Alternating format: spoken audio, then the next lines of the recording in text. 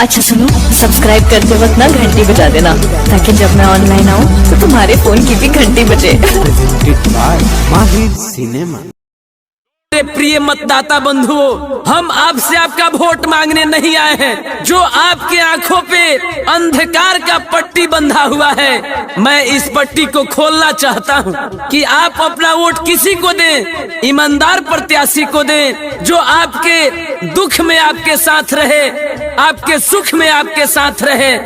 ये नहीं कि आप चंद लोभ के कारण, कुछ लालच के कारण आप अपना कीमती वोट, जिस वोट का कीमत अगर आपको पता है तो आप अच्छे व्यक्ति को देंगे, सच्चे व्यक्ति को देंगे, तो ईमानदार प्रत्याशी के झोले में आप अपने एक वोट को दान कीजिए। चाहे जितना जोर लगा लो, चाहे जितना शोर मचा लो, चाहे जितना जोर लगा लो, चाहे जितना शोर मचा लो, जीतेगी बीजेपी ही। आएंगे फिर योगी ही, आएंगे फिर योगी ही, आएंगे फिर योगी ही, आएंगे फिर योगी ही। फिर से आई हैं योगी जी, फिर से आई हैं योगी जी, फिर से आई है योगी जी, फिर से आई है योगी जी। माहिर सिनेमा। तो प्रत्याशी आज आपके परिवार को एक बोतल दारू दे रहा है, एक साड़ी दे रहा है, पैसा दे रहा है। जो प्रत्याशी आपके परिवार को दारू पिला रहा है, क्या वो आपका विकास कर रहा है कि आपके परिवार का सर्वनाश कर रहा है? तो आप क्या चाहते हैं? आप अपने परिवार, अपने समाज का सर्वनाश चाहते हैं या विकास चाहते हैं? अगर विकास चाहते हैं तो ईमानदार प्रत्याशी को चुने, आपके साथ रहने वाले प्रत्याशी को चुने। ये नहीं कि आपके पास वोट है तो आप किसी भी प्रत्याशी को दे दें। आपके बीच में जो रहने वाला है उसी प्रत्याशी को दें, उसी को चुने, उसी को जिताएं।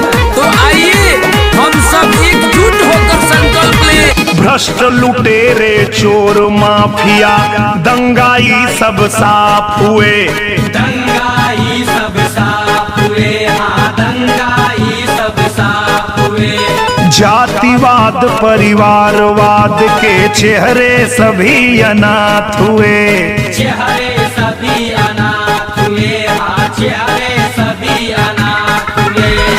साजिश चाहे जितनी रच ले, साजिश चाहे जितनी रच ले, होनी है जो होगी ही। आएंगे फिर योगी ही, आएंगे फिर योगी ही, आएंगे फिर योगी ही, आएंगे फिर योगी ही। लहर नहीं ललकार होगी, फिर एक बार भाजपा की सरकार होगी।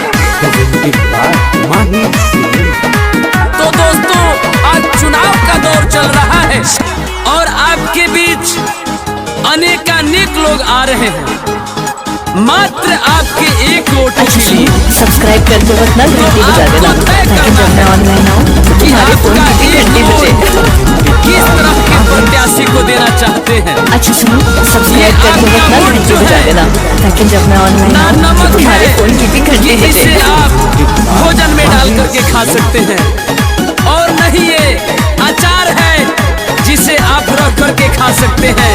ये वोट आपको किसी न किसी एक व्यक्ति को देना ही देना है, किसी न किसी प्रत्याशी को आपको देना है।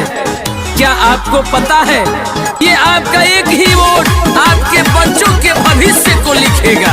तो क्या आप भी अपना एक वोट का क्या कीमत लगा रहे हैं? आपके बीच तरह तरह के लोग आ रहे हैं, आपको तरह तरह का प्रलोभन दे रहे हैं, आपको अनेकानेक लालच दे रहे हैं आपके एक वोटों के लिए। लालच के चक्कर में पड़ करके, लोभ के चक्कर में पड़ के आप अपने एक वोट को कहां देना चाहते हैं? आप अपने के भविष्य को कहां लेकर जाना चाहते हैं? ईमानदार प्रत्याशी के हाथ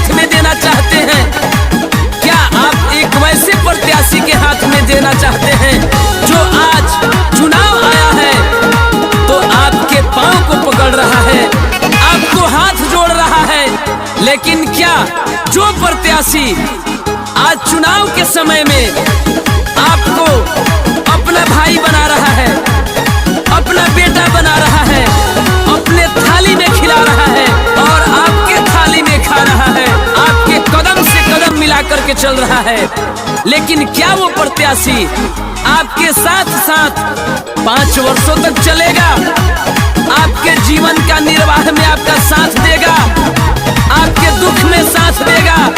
सबको पेंशन मुफ्त में राशन, सड़कों का है जाल बिछा, सड़कों का है जाल बिछा, सड़कों का है जाल बिछा। हर घर बिजली शौचालय है, ऐसा कहाँ कमाल दिखा, ऐसा कहाँ कमाल दिखा, ऐसा कहाँ कमाल दिखा। यूपी सबसे आगे होगा, यूपी सबसे आगे होगा, आस पूरी होगी ही, आएंगे फिर योगी ही, आएंगे फिर योगी ही।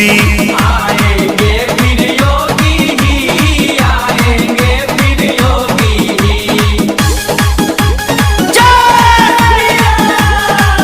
जय जय Shri Ram. presented by Mahir Cinema. Divya कुंभ और भव्य अयोध्या, मथुरा काशी याद रहे, मथुरा काशी याद रहे, हाँ, मथुरा काशी याद रहे।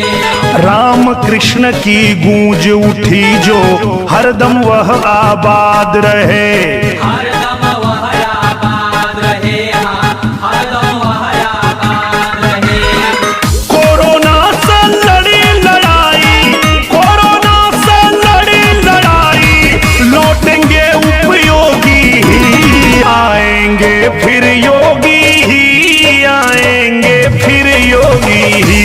आएंगे फिर योगी ही, आएंगे फिर योगी ही। Presented by Mahir Cinema. Bharat माता की रणभूमि रण के लिए तैयार है, लड़ाई सत्य एवं माता की संघर्ष सेवा सहायता प्यार की है, आपको हमारा साथ देना इस यूपी फिर तैयार खड़ा है, सुंदर कमल खिलाने को, कमल का बटन दबाने को, यूपी में कमल खिलाने को। देश में नंबर 1 होने को, अपनी शान दिखाने को, एक बराबर है हम सब, अब सबको ये समझाने को। मोदी जी के अगुवाई में, मोदी जी के अगुवाई में, जीत बम्पर होगी ही, आएंगे फिर योगी ही, आएंगे फिर योगी ही। आएंगे फिर योगी ही, आएंगे फिर योगी ही। फिर से आई हैं योगी जी, फिर से आई हैं योगी जी। फिर से आई है योगी जी, फिर से आई है योगी जी।